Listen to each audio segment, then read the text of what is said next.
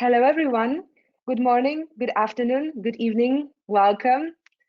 My name is Gosia Kuczmowska, and I am based in Warsaw, Poland. I am the Logistics and Personnel Specialist of the Global Leaders Program. I would like to start with a few housewarming requests. If you are using the web version of GoToWebinar, please switch into the desktop version of the app by clicking on the flower at the top right corner of your screen. Please write your name and country of residence into the chat box. We want to hear from you. Before introducing today's guests, I would like to share a few words about our organization.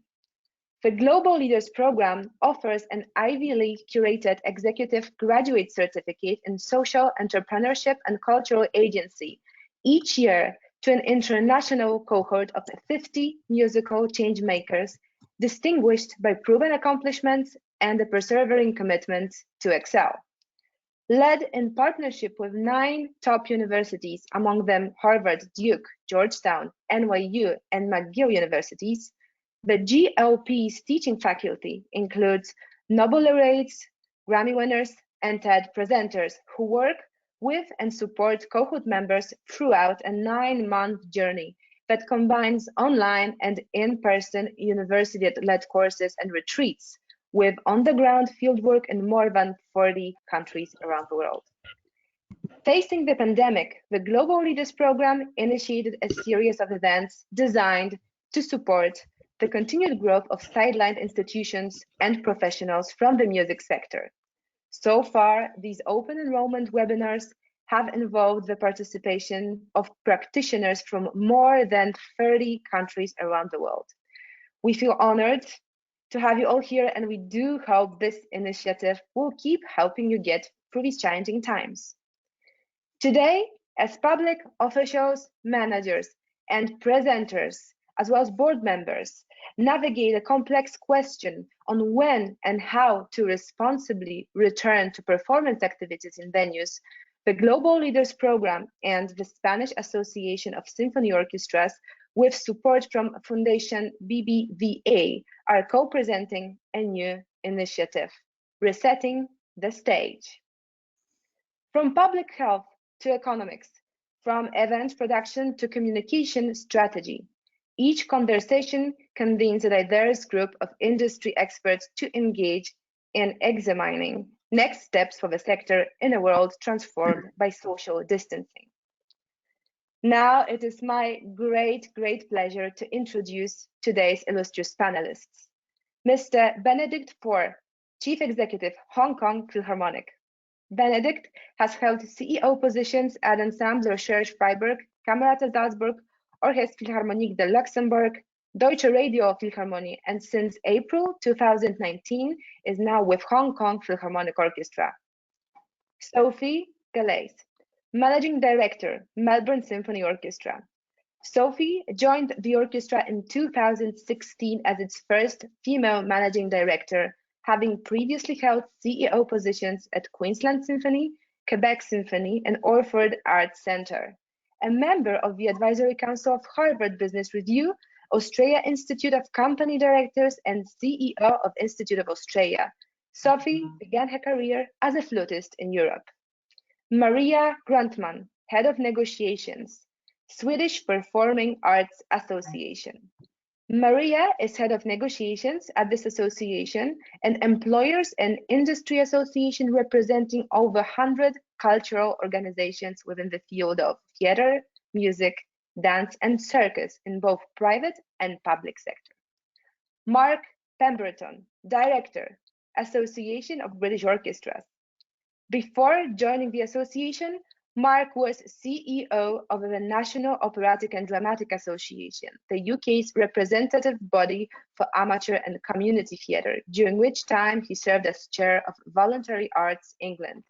He is currently chair of the UK National Music Council. Dr. Juan Antonio Cuellar, CEO, Sinfónica Nacional de Colombia. Colombian academic and social entrepreneur, Dr. Cuellar has been CEO of Fundación Batuta and Dean of Graduate Studies in Music at Universidad Javeriana.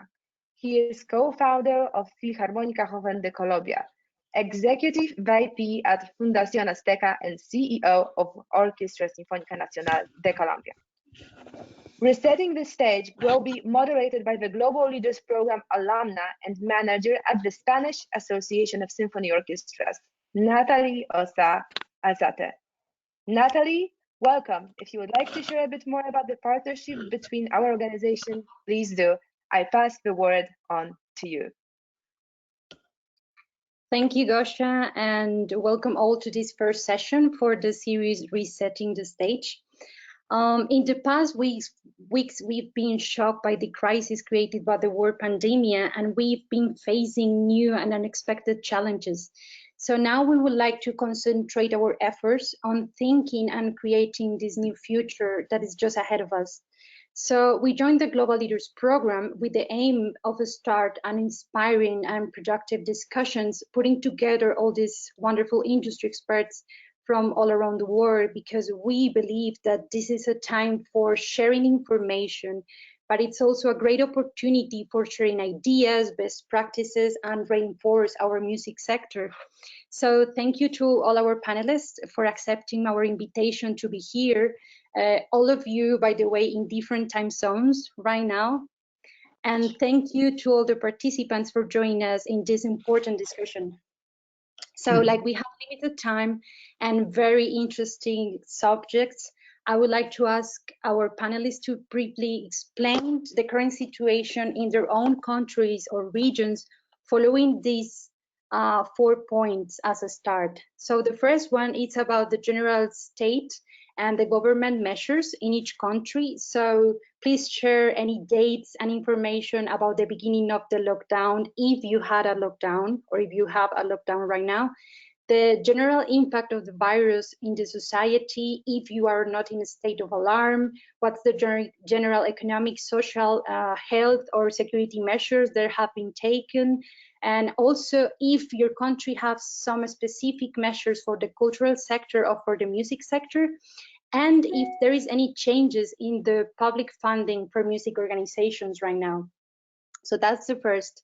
The second is about the employment of musicians. So are the orchestras receiving an unemployment aids? Are freelance musicians receiving any economic support right now? Are freelance musicians, soloists, and conductors receiving compensations for the cancellations of concerts? The third point is about the ticketing. So we would like to know if the orchestras and concert halls are refunding the money for the cancellations of concerts, if the subscribers are asking for this money to be returned, and if the orchestras are reprogramming the same concerts for next seasons for the future or not.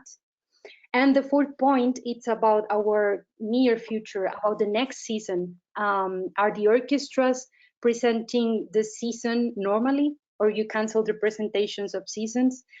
Is there a date for the end of the current ban of public events? When are you planning to start the rehearsals and when to open for the public? And are you thinking to start with full audience or with reduced audience? So I know that this is a lot to be addressed in 10 minutes, so we will go directly to the matters. Before, I would like to ask to the attendees, if you have any questions for the panelists, please write it down in the chat box that you will see in your control panel. And we will start answering all the questions just at the end of the panelist interventions. So please keep in mind that the questions should include your name, the country of residence, and the name of the panelist that you would like to address your questions. So I think that's all for now, and we can go directly to Benedikt. So welcome, Benedikt, and please tell us about these 4 points from Hong Kong. Hello, good morning or good afternoon, everybody. I'm happy to share a little bit our situation here from Hong Kong, which is, of course, a little special as Hong Kong is quite small. We don't have so many professional arts institutions in Hong Kong, but we are very much connected internationally, so dependent from artists coming to us from abroad. And of course, our artists are also very much internationally active. So and we are close to China, where the virus apparently started. So right in the end of January, the Hong Kong government was very attentive, and in the last week of January suddenly stopped all the public performances. And at that time, it was exceeded from week to week. So of course, by the time then international artists started asking if it's secure to travel to Hong Kong, are the concerts going on, and so on. So after some weeks, this shutdown was extended to 2 or 3 weeks, and then the situation was again situated. But it was clear then by mid of March that there will be no opening of the concert halls for another time. So the venues were closed until 4 weeks, and then now they are closed until end of May for now. And we wait for the government to decide if the venues might open for smaller orchestras and smaller audience than in June. But so far the situation is not too bad at the moment in Hong Kong. Of course, there are still travel restrictions until mid of June. No international artist is allowed to come to Hong Kong. Only Hong Kong residents are allowed to return and then have to be in quarantine for 14 days. The economic situation is quite bad in Hong Kong at the moment, also because we had protests going on in the last 6 months. So the tourists didn't really come to Hong Kong, and the government is quite anxious to how the situation will be in the coming months. I think that's so far for the first question from my side. Employment of musicians. The orchestras and cultural institutions are still on pay, and there was no orchestra or institutions which had to release their employers. The government is very supportive, I must say, for cultural institutions. There is a relief fund to pay freelance musicians and freelance helpers and people who are usually freelance hired by the arts institutions. So the situation is not too bad. We, for instance, we could pay our substitutes for 2 months in full, and then for the remaining months after April for 50%. We don't pay, and here the clause of force majeure applies. The soloists and conductors coming from outside. So this is, of course, not a very good situation, but I think it's not. Otherwise, it's not possible to handle it. Ticketing. We refund all the tickets, and we asked also the ticket holders if they might consider to donate their tickets for our student ticket funds, which means we can use the donated money when the concerts resume to support the students and the school tickets. We have this program already, and we asked the audience to donate to this fund.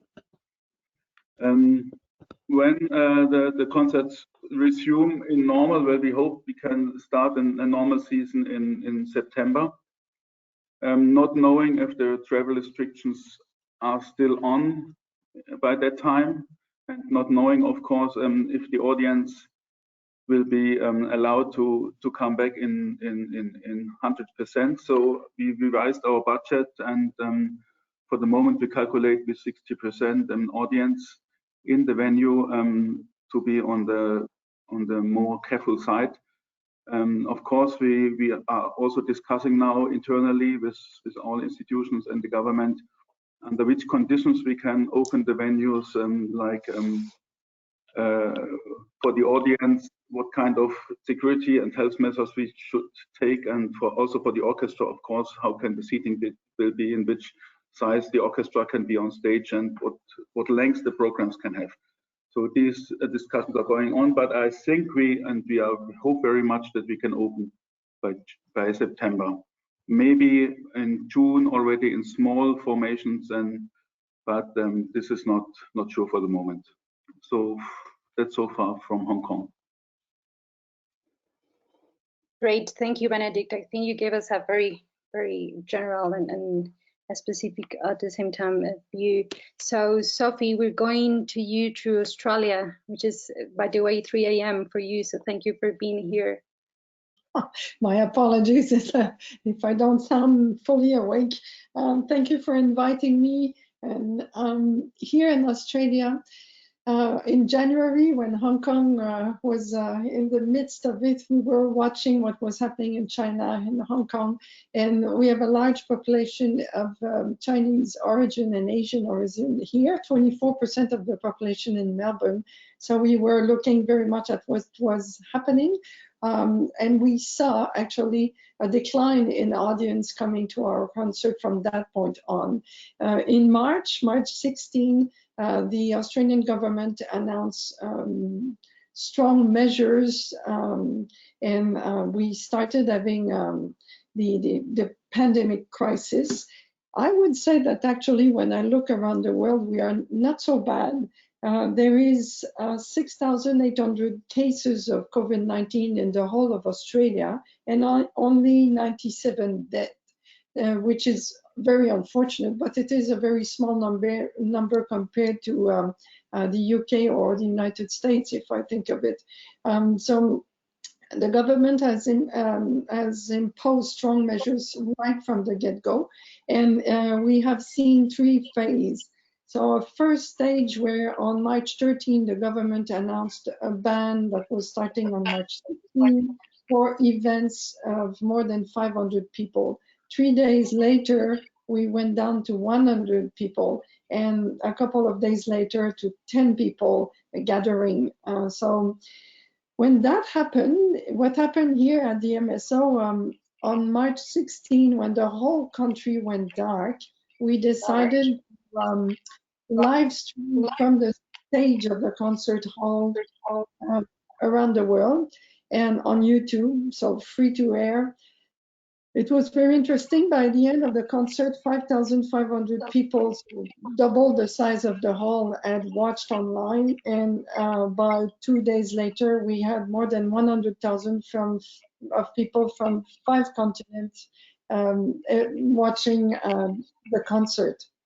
So it was a great experience. We kept going,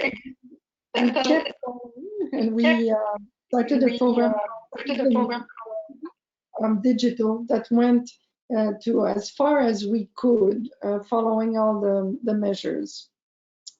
So that's as for when we will return. So halls are closed. They were closed first, the first phase to mid-April. Then the government announced a second phase of closure till the end of June.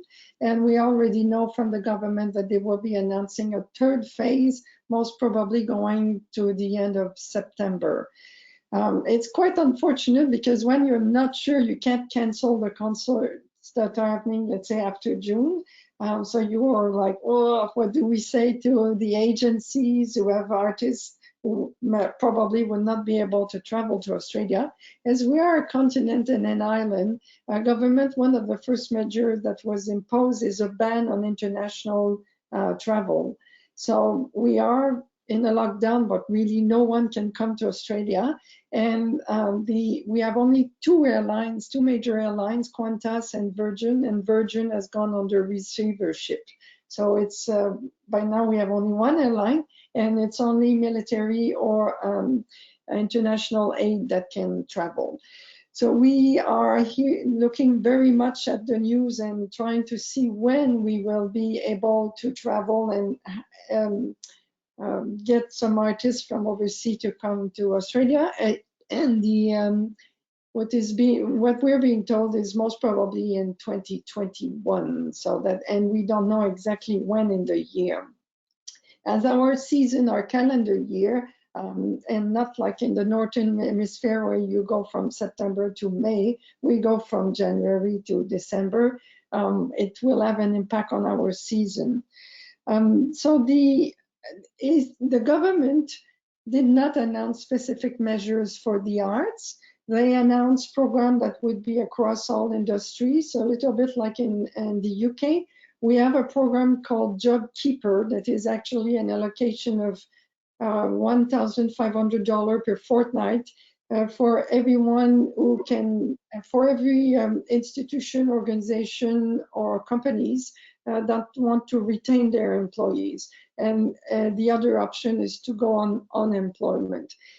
For independent artists, until recently there was nothing. So there was no security net, no help. But last week the Victorian government here announced financial aid for independent artists.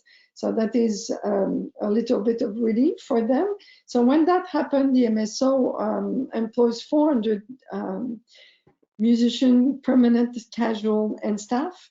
And we made a pledge to try to keep our casuals with this job keeper measures for as long as could be, so that we would provide this security, even if it's a very tiny amount, so that people would still receive some funding. As for international artists, guest conductor, guest artists, we are like everyone else with a force majeure clause. And I think my heart goes to the artist agencies, because it must be so hard for everyone who has to stay home and with no means of support. Ticketing, so we are refunding tickets for the concerts that have been canceled, but we have dynamically transformed this into, okay, talking to all the customers that have bought tickets and asking them if they would convert that into a donation for the orchestra. And I know that around the world this is something that is being done. We have approximately 30% rate of conversion. And so for a team, a box office team that is normally used to convincing people to buy tickets, it's very depressing to see a sea of red, so reimbursement. So now we have targets of conversion, which is a better way and to celebrate the accomplishment of the team. Are we going to reprogram the same programs? Most probably not, because when we talk to artist agencies from around the world, their artists are booked for next year doing something else elsewhere. So it's quite complex, but we are still very willing to reprogram things. Because of the international travel problems that we don't know when we will be able to travel, and the most probable quarantine of 14 days when an artist will come to Australia, we have been designing a 21. We had an international season for 21. Now we have redesigned, focused on Australian talent, Australian amazing artists start of the season. And we are still hoping to get international artists later on in the year. So normally you announce a full season. We've decided to go and announce it per quarter, so 3 months at a time. So UP, we come out of the lockdown, hopefully by the end of 2020, and then start 2021 in a celebration of amazing talent from Australia. And then hopefully, gradually during the year, we will be able to bring back some international artists. Being very isolated, only 6 professional orchestras in Australia, we have decided to collaborate with our colleagues. I meet with them every week. We have decided to share artists. So if an international artist is interested in traveling to Australia, we can offer them most probably at least a month of concerts in a row. And as I think that's, we are like everyone else looking at social distancing in the hall, on stage, smaller program, most probably smaller size orchestra, and that's going to be quite interesting. Thank you, Sophie, very, very much for your enthusiastic and very informative participation. We would like to encourage all the participants to write down in the chat box the name, where are you from right now, from which country are you joining us today, and maybe your organization, if you are part of some music or institution, music organization or institution. So now we go to Sweden with Maria Grundtman. Okay. I was just trying to ask if I could show one picture at least, but we'll save that for later and see if it's possible. Thank you so much for inviting me. I'm really happy to be part of this, and now I'm also trying to find my notes. Yes. Well, as I'm sure you have noticed, Sweden has had a bit of a different approach to the pandemic preventions, and I would like to start by telling you that the situation in Sweden seems to be under control by now.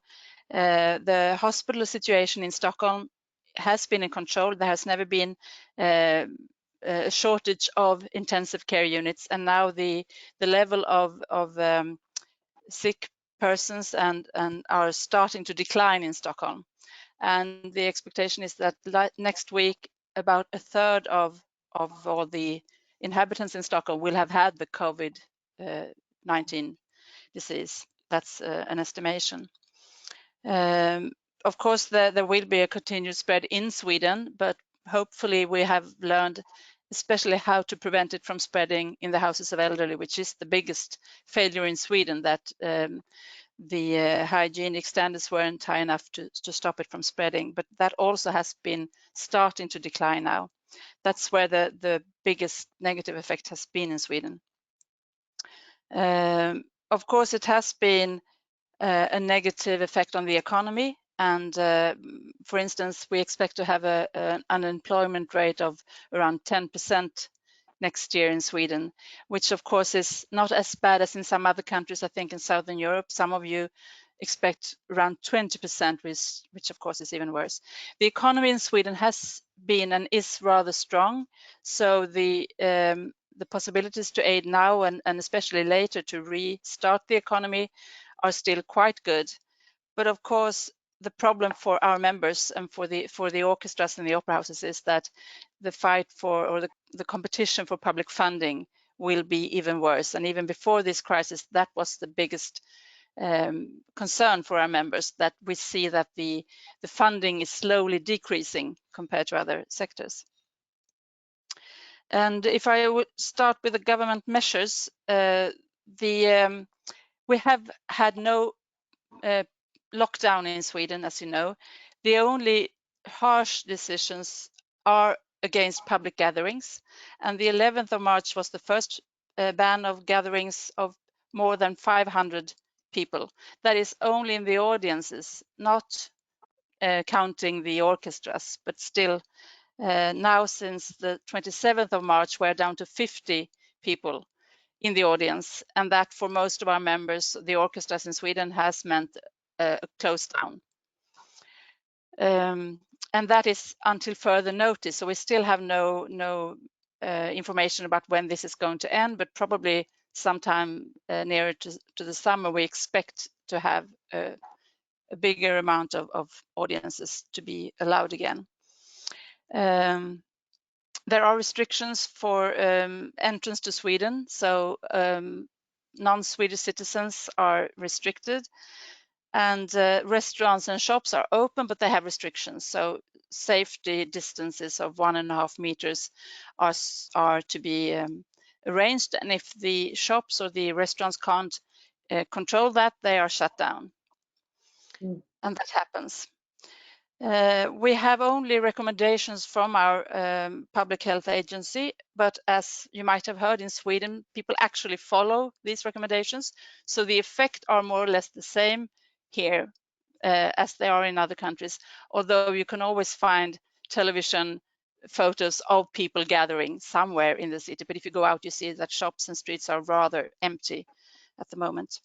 We've had no demands of masks, but actually today, for the first time, the Public Health Agency said that you might consider in the homes for elderly for staff to wear masks, but it's still not a strong recommendation. It's one of many things, but actually they warn people of, if you wear masks and you keep touching them, you might even increase the risks of getting the disease because you touch your face more with the mask.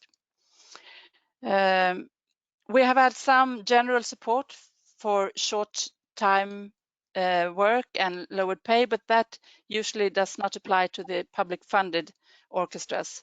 So very few of our members can get that kind of support. But you have general support of sick pay, that the state covers the sick pay for the full period, not like before the employees have to pay for the first 2 weeks. And you have possibilities to have subsidized rent. But the state support for the culture sector, that is mainly for the more independent sector. So of course, some of the freelancers, the musicians who are freelancers, they can apply for that support. And also the private theaters have some musicians, they can do that. But the public funded theaters and orchestras and opera houses usually do not get that support. And most of our members of the orchestras are publicly funded, so they lose money, but the orchestras actually are the ones who lose the least. Some even gain. I mean, when they don't play, they even save more than they lose in ticket sales.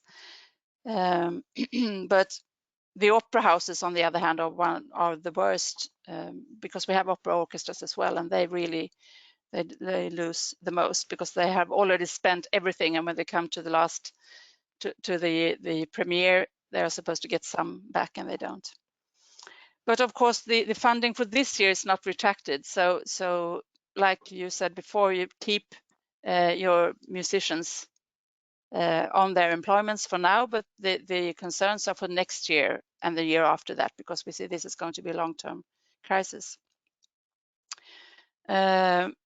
The tickets are sometimes refunded.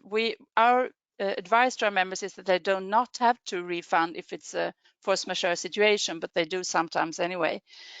But they also change for vouchers. But when it comes to artists, the contracts, if they are not employed, they also can be terminated on force majeure basis, but they have different kinds of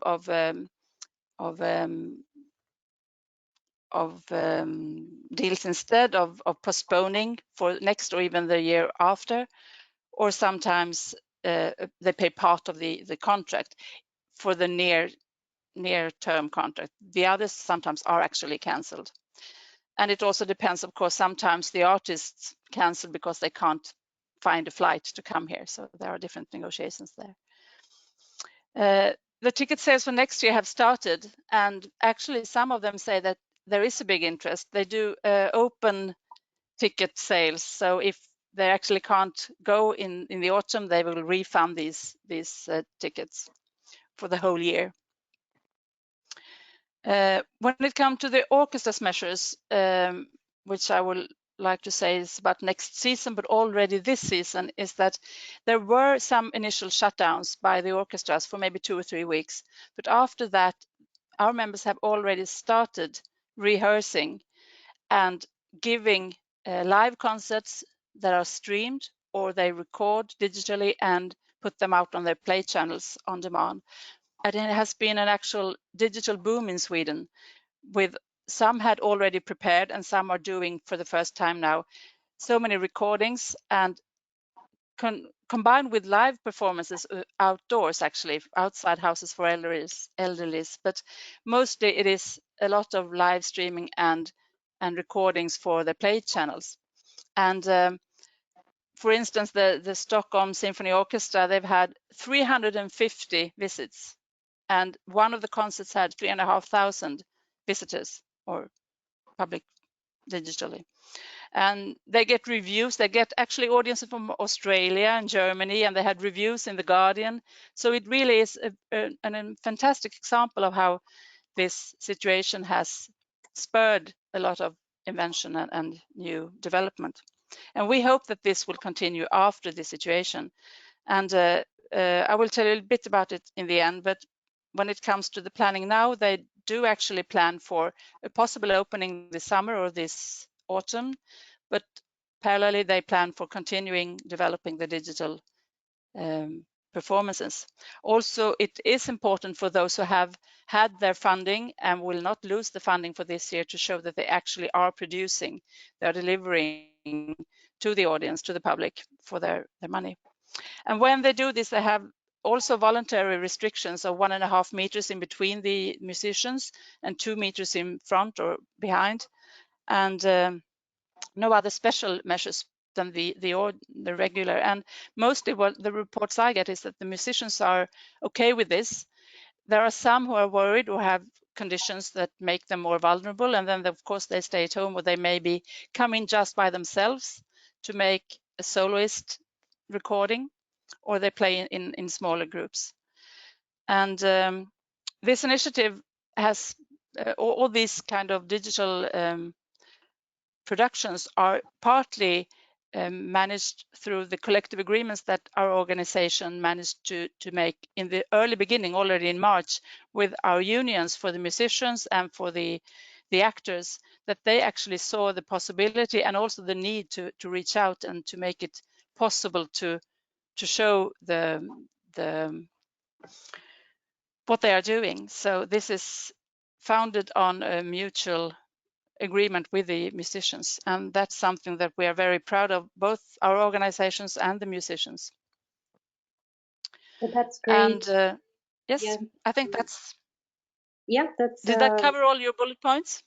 Yes, thank you very much, very efficiently. Thank you, Maria. Thank and you. I think with the Sweden situation, it's very different because you did all these collective agreements, and also because you didn't went to the lockdown and you don't have like the same measures, hygienic measures that it's happening all around the world. So thank you very much for that. And now we are going to UK with Mark Pemberton from the British Association of Orchestras. Thank you, Natalie, and greetings to everybody who I cannot see, but I know you're out there, and I will try to make this as brief as possible. Greetings from the country that now has the second highest number of deaths in the world. Go UK, we're doing great.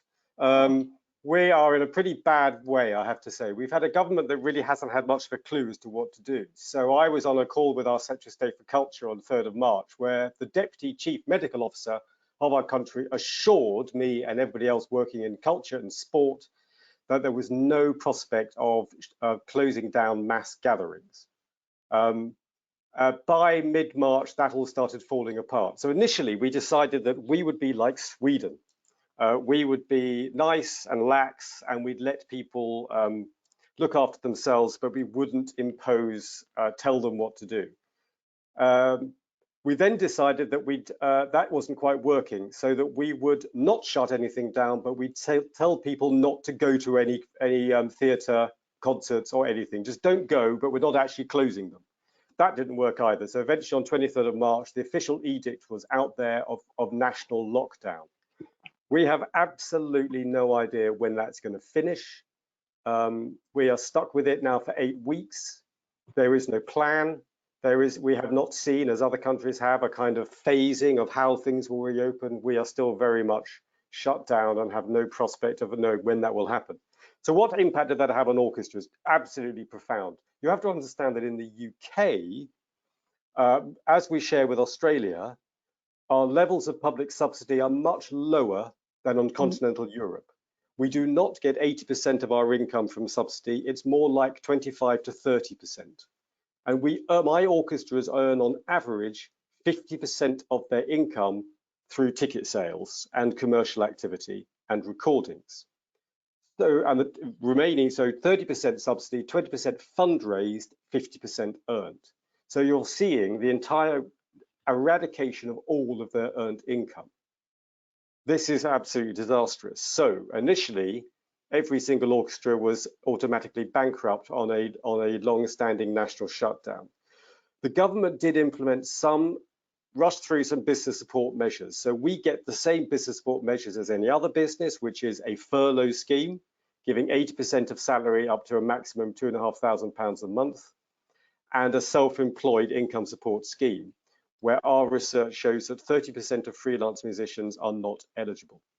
Again, you need to understand in the UK that we have 2,000 permanent members of orchestras. 1,000 of those are salaried employees. The other 1,000 are freelance, are self-employed, but have a regular member status. And then there's 12,000 casual opportunities for freelancers on top of that. So these business support schemes are absolutely essential to keep our orchestras going. They are only scheduled to last to the end of June. We do not know what happens after that date, but all concerts have been cancelled through the summer. And we are assuming that we're not even back in business in September. We are currently working the assumption that we are out of commission till the end of the year. So we have no idea if the government switches off its business support measures. My members are in serious difficulty because, of course, there are still costs going out. There are premises, overheads, things that we can't, and there is still a core of management staff working to try to keep the orchestra going. Ticketing, I can't really tell you very much about that. All I know is that advance sales are not looking good. Seasons are indeed on sale, but it's not doing very well because customers just don't know. And there's a whole issue about customer confidence. Will people, even if they can go to concerts, will they want to?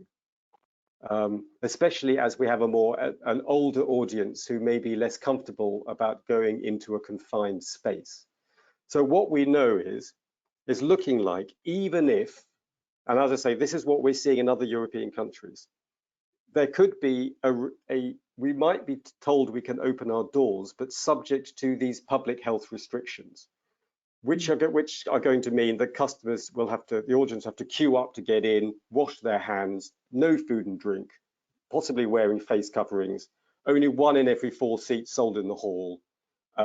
It makes no practical or economic sense to operate concerts on that basis. So it's unlikely that really the venues are going to be prepared to open their doors for concerts under those restrictions.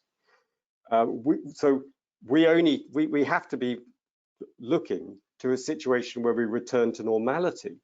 But will we ever return to normality? The digital developments are interesting, but we're not being given any money to pay for that. Any digital activity has to come out of existing subsidy. And we are keen to see if there is a monetization model that works to put digital concerts out to market and bring some ticket income in, but we're struggling to get there at the moment.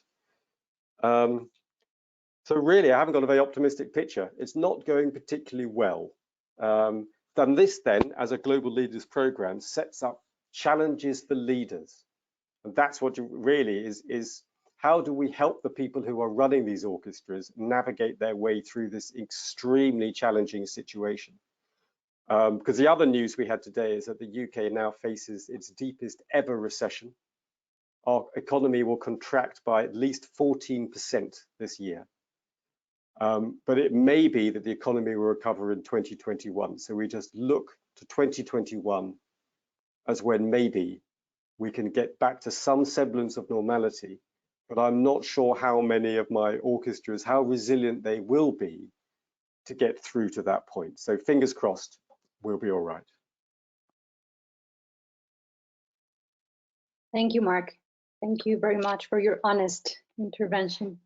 And we're going to Colombia with Juan Antonio Cuellar from the Sinfónica Nacional de Colombia. Thanks, Natalie, and greetings to everyone listening and observing this interesting panel of discussion in this exceptional time. We in Colombia, like in all the American continent, have been the last to get into this global tragedy, and some countries have taken stronger measures and some weaker measures. We see that, for example, the US is suffering through a very complicated situation. Ecuador has gone through a very dramatic situation as well in Brazil. Colombia has taken measures from very early on. So in March, the middle of March, I had to tell all the members of the orchestras that all concerts had been cancelled and that we were going to stay home till further notice. The government started the shutdown around the 20th of March, and we have been in quarantine ever since. Now they are telling us that maybe we are going to start to some normal activities in some fields of the economy beginning at the end of the last week of May. So this has had a very dramatic impact in the economy. Additionally, due to the fact that our countries in Latin America have a great percentage of the population working in informal jobs.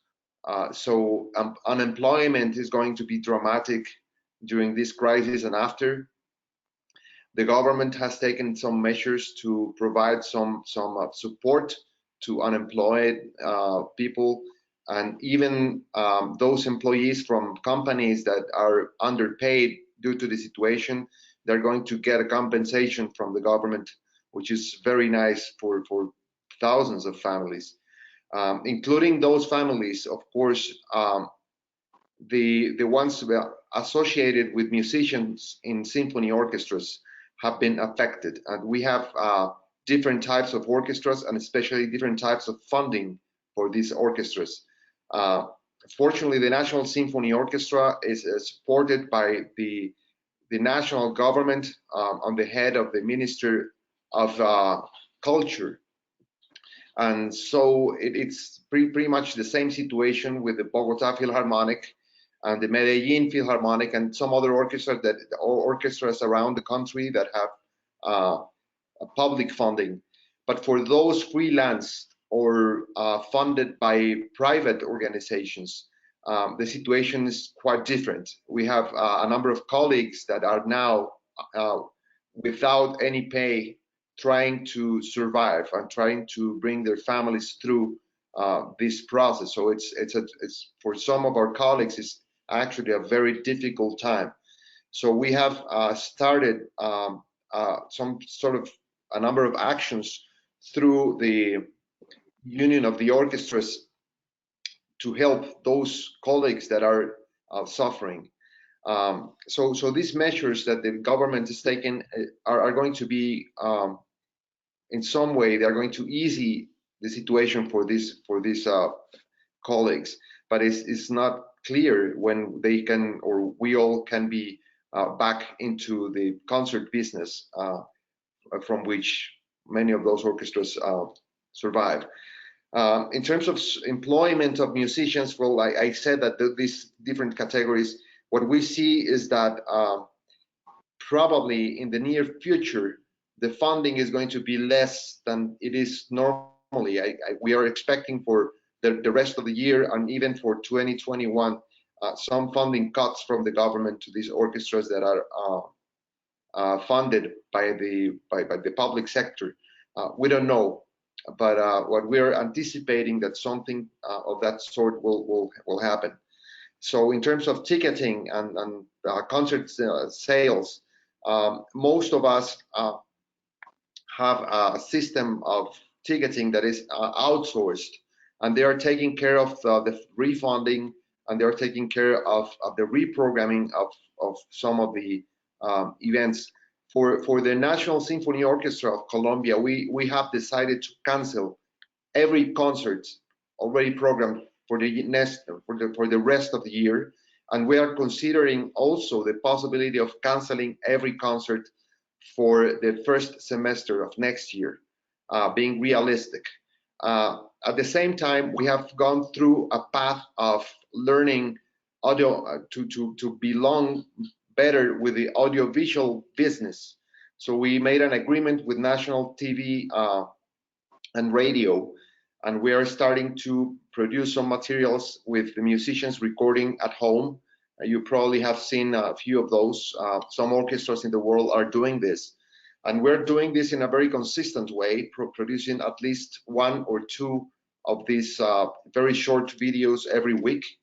When we are allowed to go back into the theater, the National Teatro Colón de Bogotá, we are going to start producing a TV program, a TV series about music and about the orchestra, and we're going to do this audiovisual materials in the pretty much in the language of the TV and commercial TV broadcasting or programs.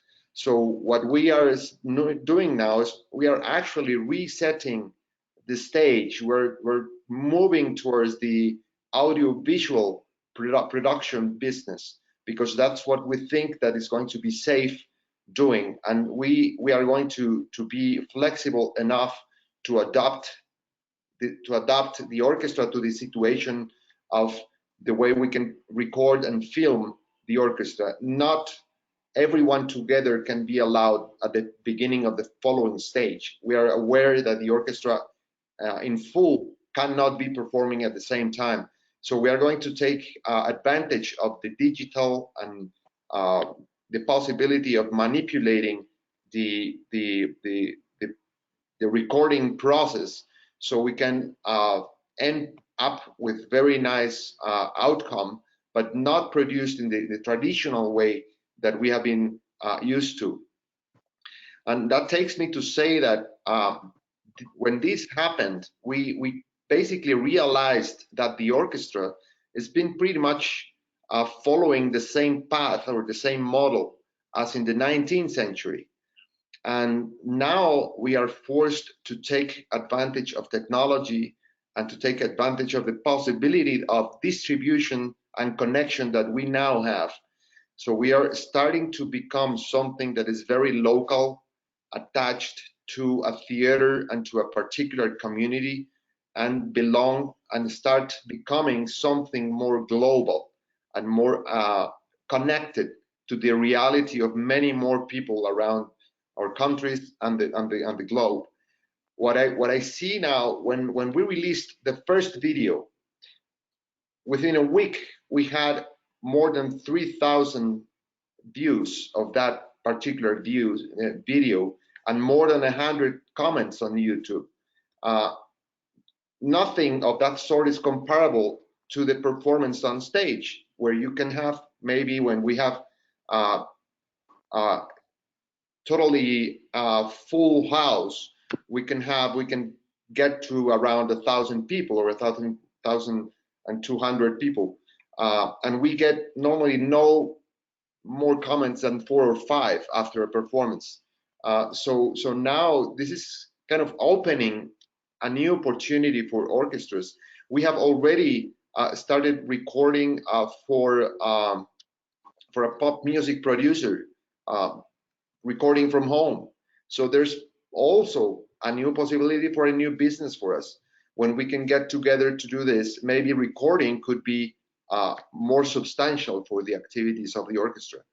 And the last thing I would like to say is that many people in Colombia or elsewhere who had never had the chance to listen to a symphony orchestra or to know what a symphony orchestra is, through the audiovisual opportunity that we have to embrace now, are going to know and to start enjoying of this music.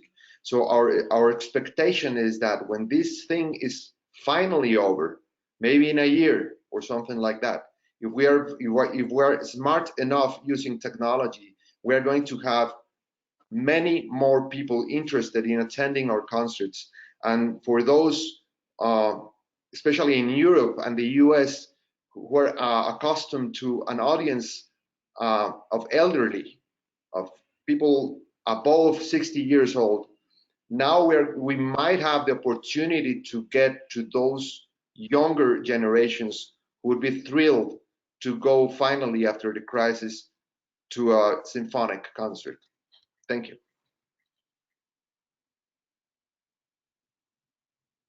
So thank you, Juan Antonio, and thank you all for your very interesting interventions. Sorry, it was the time, so you were in perfect timing with the 10 minutes.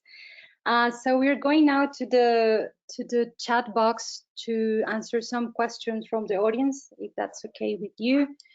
So we're gonna start with Bradley Powell. He's asking from Canada, and he's also part from the Toronto Symphony Orchestra in Canada. So this question is for Benedikt. What are the predictions so far from the government health officials regarding large-scale events before a vaccine? Have government officials spoken about the timeline for cultural and sporting events returning to normal before a vaccine is widely available? Are you adjusting the beginning of your 2021 season accordingly? Some post-secondary institutions estimate as much as an 80% drop in attendance enrollment this coming fall. Well, the government, as I said, is only thinking in two weeks or 3 weeks periods. So at the moment we have gatherings in open places, in public places, until 20 people, and it will be opened in the next stage until to 50 people, maybe in end of May, beginning of June. We are allowed, when the venues open in Hong Kong, we are allowed, the stage is regarded as a workplace, and the workplace is not part of this limitation. So in a workplace, in an office, you are allowed to work now normal. It wasn't that case 2 weeks ago. There was more the advice to stay at home and to work from home, but now it's offices can work, so our office is also working. But when we open it then to the audience, there would be the limitation of 50 people, including the orchestra.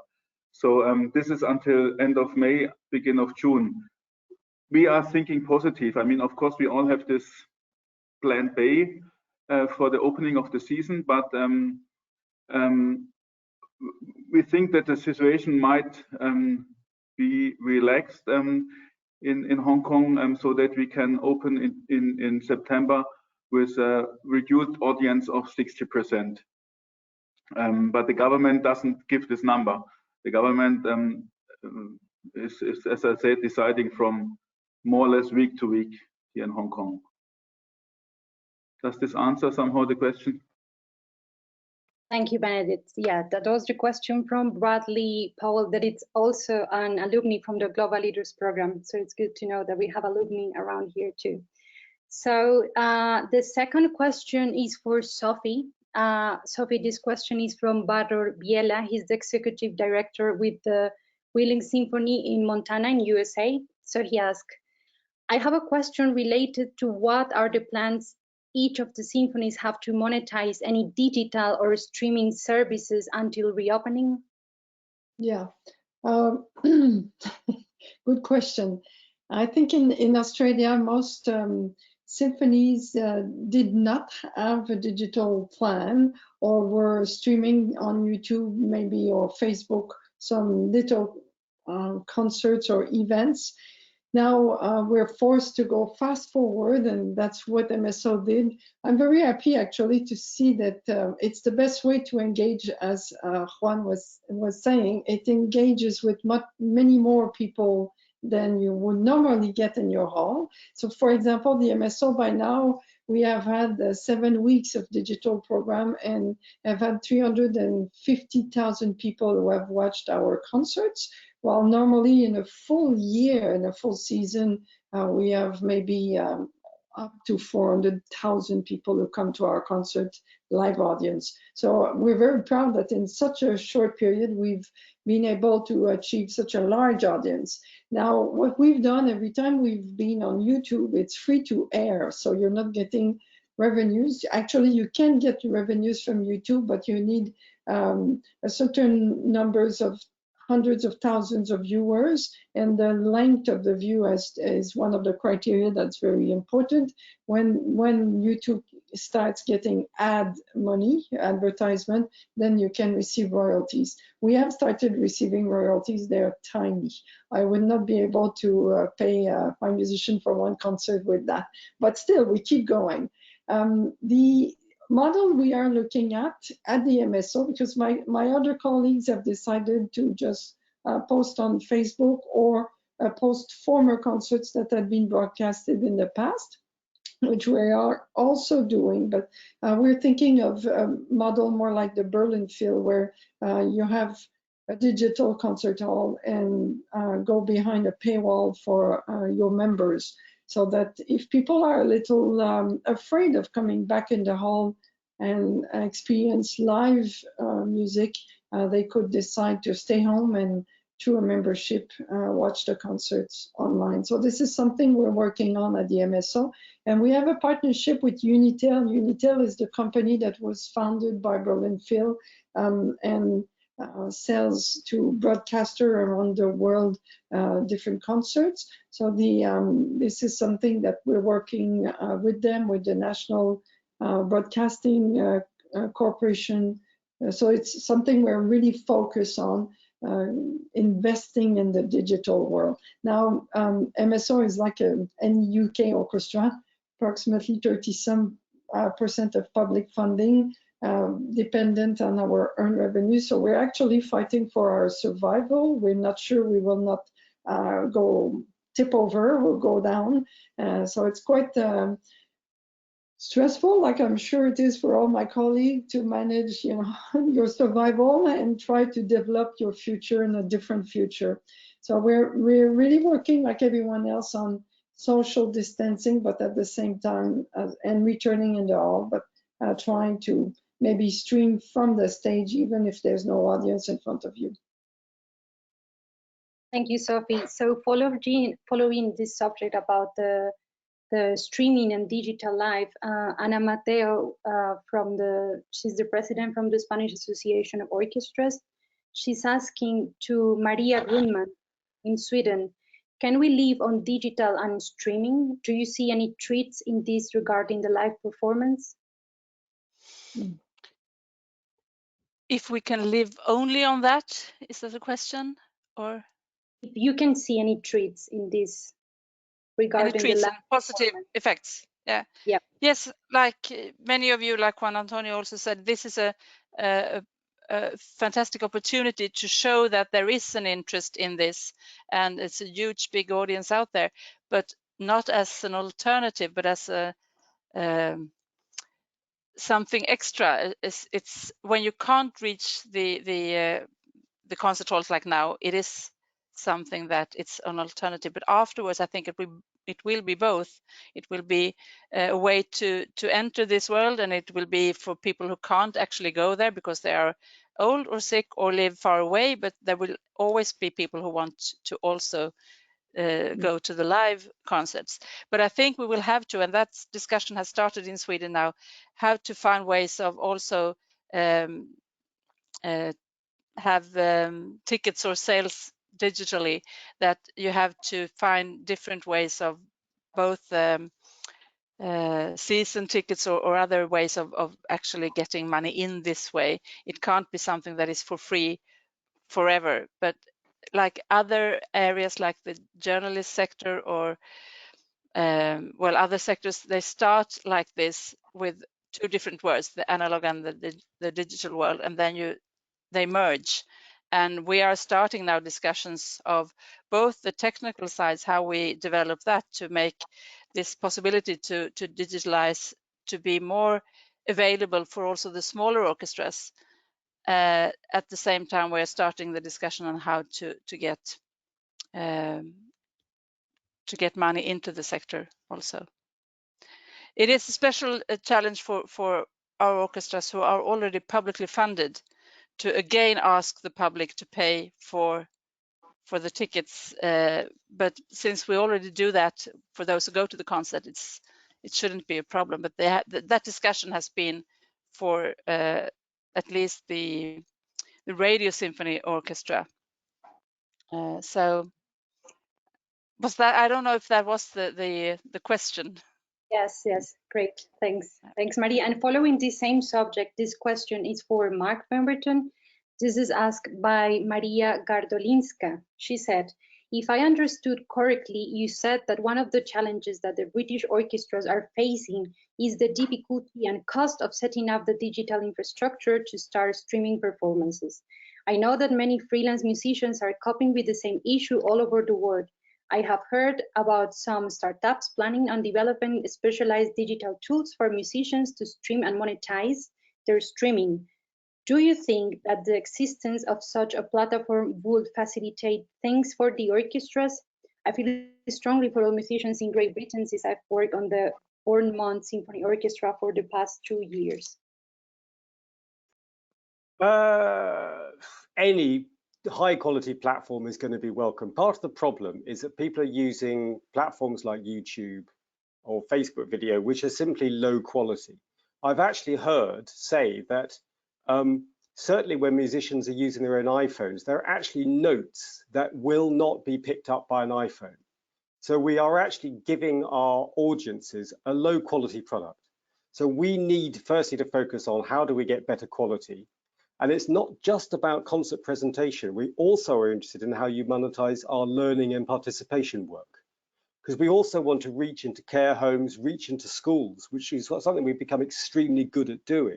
And that work has stopped too. And digital is the only way in which we are going to be able to continue our connection with those essential settings. So it's about having something which is easy for the audience to get onto, that has a simple monetization system. Maybe it's a subscription model rather than a pay to view. There's an awful lot of questions to be dealt with. I don't have the answers. I'm keen to hear if anybody has developed something that would work. Thanks, Mark. The next question is for Juan Antonio. María Mari Pérez de la Orquesta Joven de Andalucía. She asked, are the orchestras going on with their academic programs for youth musicians and their face-to-face training? If not, which means are they using to guarantee a high quality online, non-present training? Yes, that's one of the things that not so many orchestras do, that they get so involved with the process of music education. One remarkable case is the Bogota Philharmonic. They have developed a very strong program that goes through the school system with schools, full symphony orchestras within the school system as a part of the education, of the public education in Bogota. They are struggling with this idea because, of course, we are used to the one-on-one presential pedagogic approach to teaching and learning music. But many orchestras, including the Colombian National Symphony Orchestra, have developed a series of very short videos that musicians are doing from home to those students of music. We have already published around 30 of those very short videos, which address different issues from technical aspects to preparatory exercises to more general questions about the instruments. Some orchestras have been very successful with this in the past, like the Philharmonia Orchestra in London. They have developed very, very strong digital educational material. I know now, I discovered that the Escuela Superior de Música Reina Sofía in Madrid has developed as well a very smart material to interactive material for teaching and learning online. So, and also some new applications have been developed for the masterclass format.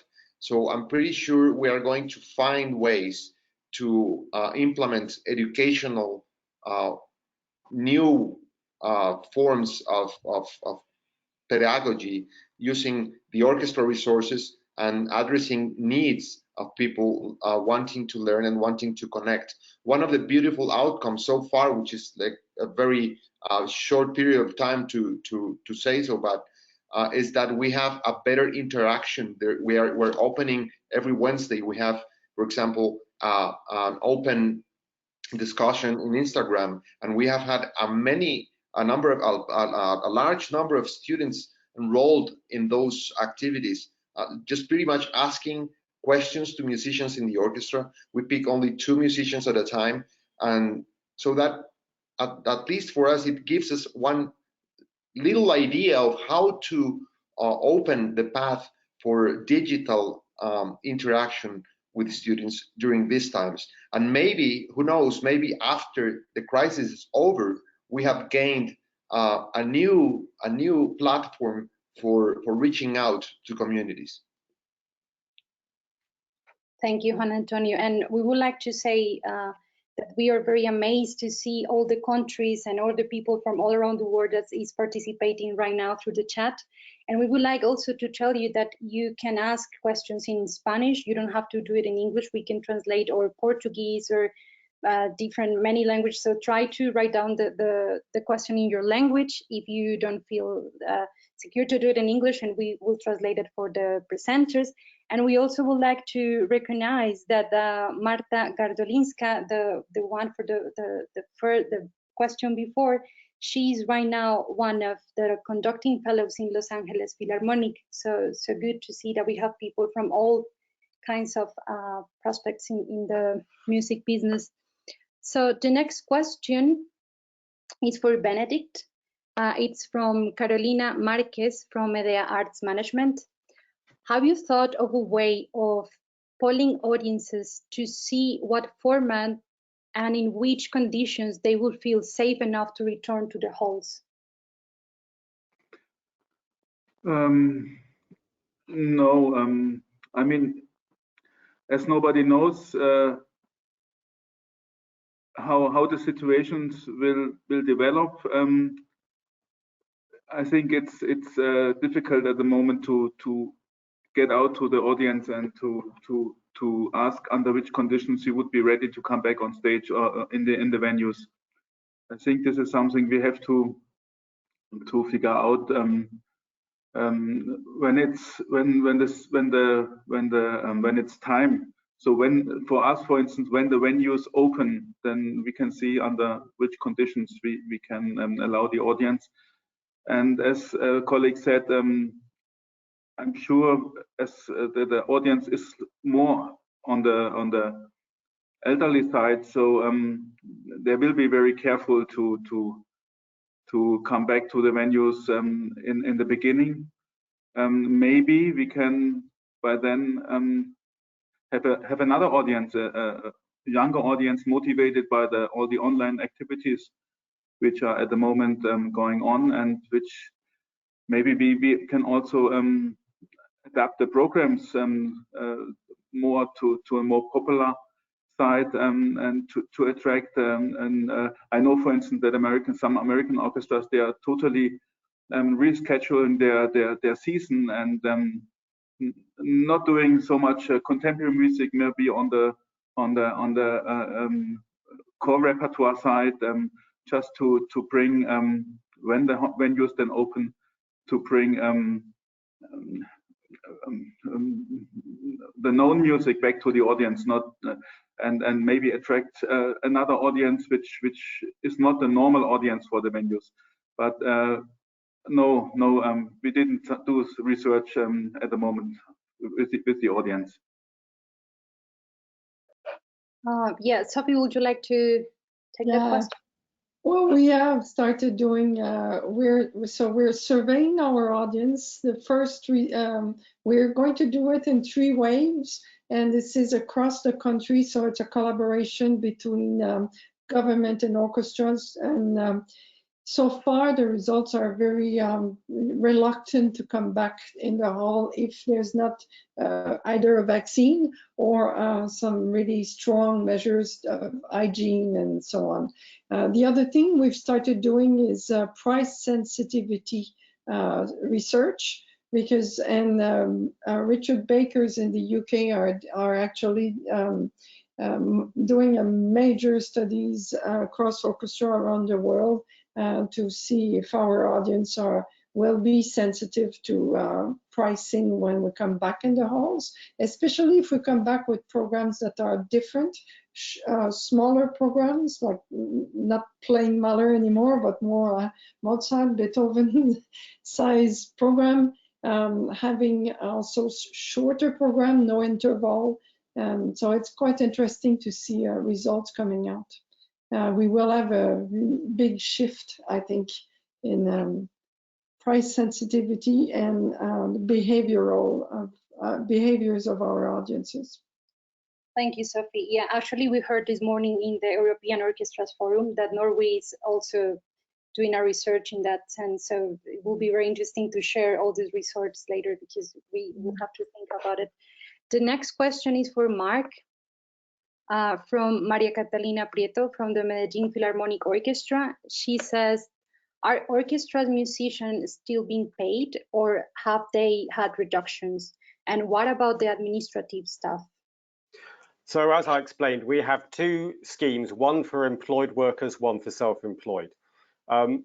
Orchestras that have salaried musicians, they have furloughed 90% of their staff, including all the musicians. So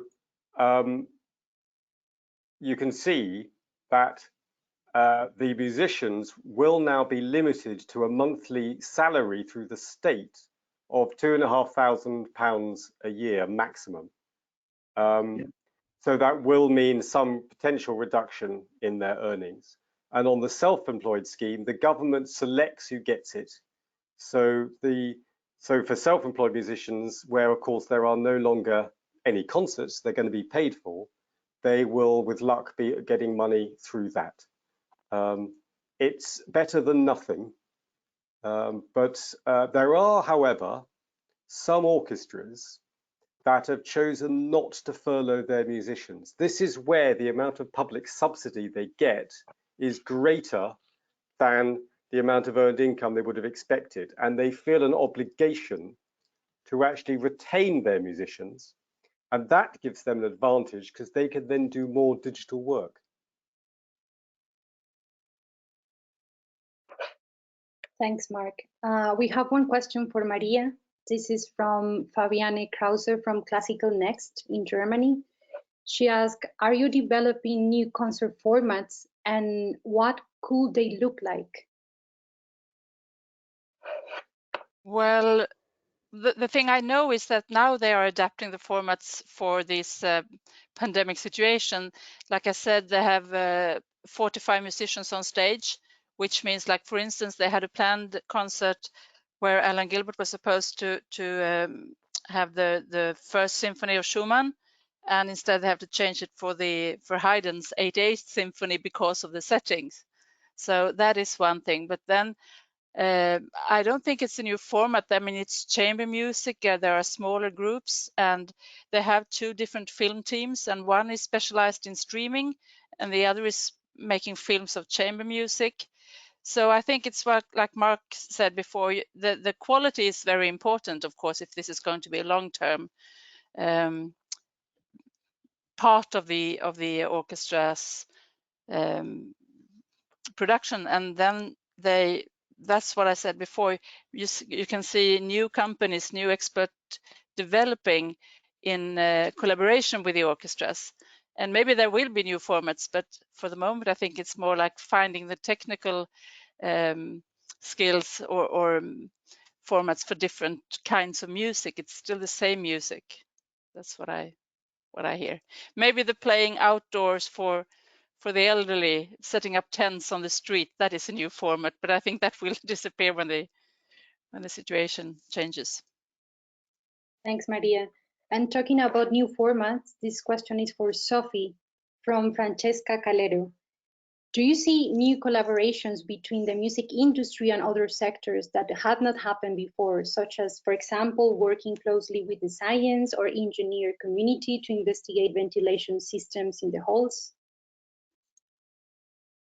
Actually, yes, it's very interesting subject, and I think we all should start working with the scientific community And we have engaged with the chief scientist of Australia, with one of our subscribers actually, so likes classic music, on actually maybe being a guinea pig with the halls where we perform, on what can we do to improve hygienic settings so that we are able to reassure our audience that we're doing everything we can.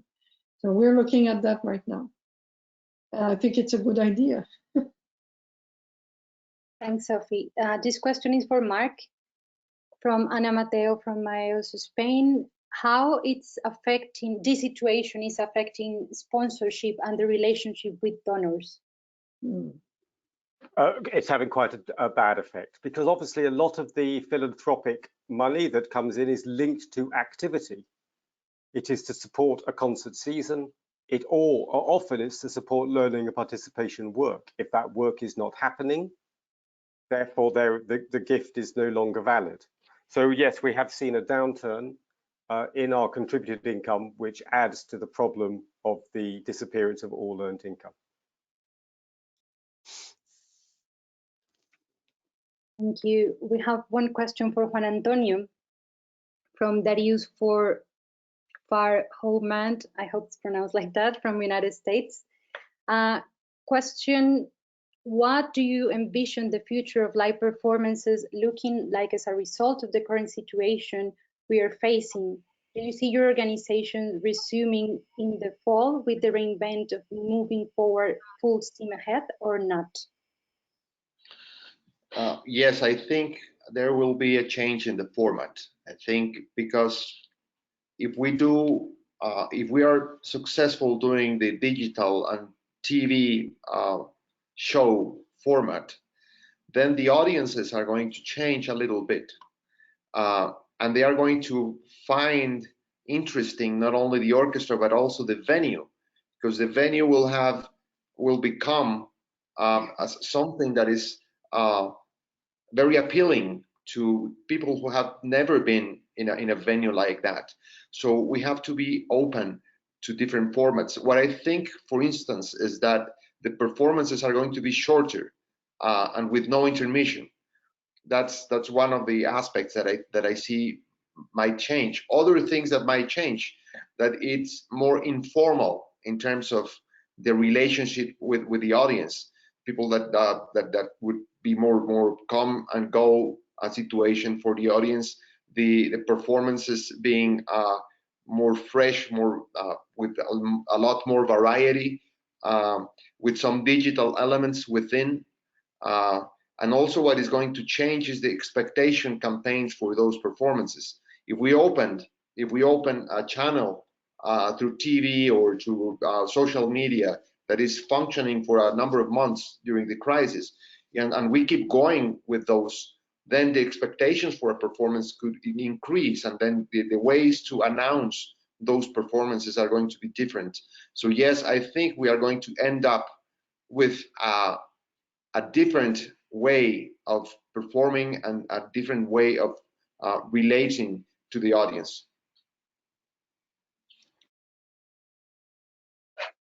Thank you, Juan Antonio. We have one question for Mark. Europe has a history of large-scale health-related issues, not to mention devastating wars. Looking back at history, what lessons can we learn from these events that could shed positive light into the short to mid-term before the term future of the performing arts? That was clear? That is an extremely difficult question. Now, obviously, looking at the history of the 20th century, yes, there have been 2 world wars. There have been recessions. There was the global financial crash only in 2008. We did get through them. The difference is that in all those circumstances, you did not see the deliberate shutdown of live entertainment by the government. Throughout those wars, music continued, and music was seen as a mechanism to lift the nation's spirits. So this is unprecedented, and this is why it is such a challenge to understand what the long-term prognosis is and what the long-term impact will be. So yes, let's be optimistic. Orchestras have survived any number of difficult periods of history. I'm hoping that this will prove to be another one of those. And talking about these health issues, for example, we are having, this first session was to talk about the general situation in each country, but in the following sessions, we will go deep in other issues like the health security and the security protocol measures, also communication in ways of doing concerts, so we can go more through this in the upcoming sessions. And I think we have time just for one more question, and we will have to start closing. So this one is for Sophie. Ruben from Spain asked, what measures are you thinking to apply on stage related to social distancing? Something specific in wind sections of the orchestras? Good question. So at this point in time, here in Australia, it's 4 square meters, 1.5 meters between each person. That means your orchestra is really spread out. We are using Goodyear sound shields to protect the hearing of our musician. And we're thinking of adapting something to the sound shield so that there's even more protection for the musician in the woodwind section and the brass at the back and so on. But I think there's a, Mark is lifting his hand. Yes, Mark. Well, in fact, yeah, Natalie will know that we heard this morning that there is some German research that's underway that has tracked the aerosol distribution of the particles, which is actually reassuring that they do not travel as far as might be thought. Because in Germany, we heard the staggering problem that their health insurance organization has issued guidance that suggests there has to be a 12-meter distance between wind players. And they are now fighting that and using this research to prove that actually a 2-meter distance is absolutely fine. And there's no evidence that brass instruments are actually particularly bad. Woodwind, potentially, it's the voice that we're now turning our attention to. How far do singers project the particles? And that does need more research. Thanks, Mark. So this is about time. We're at 8:30 right now. So I would like to thank you all for this super inspiring and very interesting debate. I'm going to leave you with Gosha, but she will give us some more information for the upcoming sessions.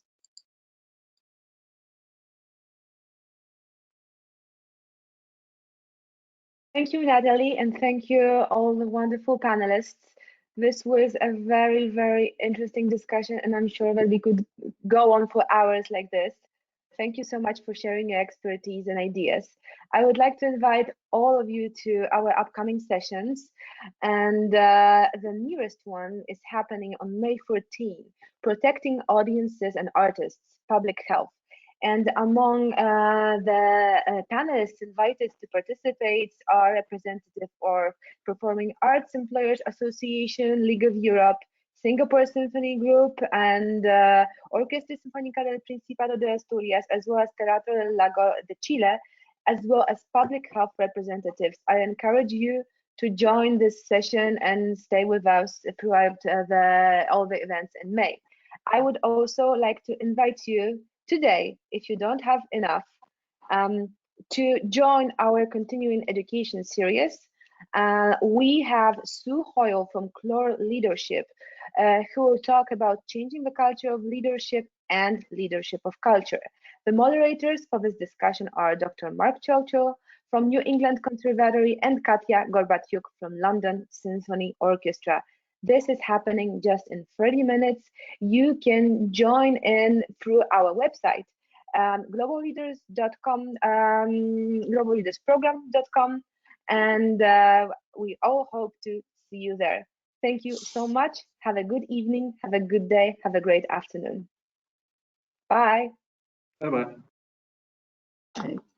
Bye. Thank you. Thank you. Thank you.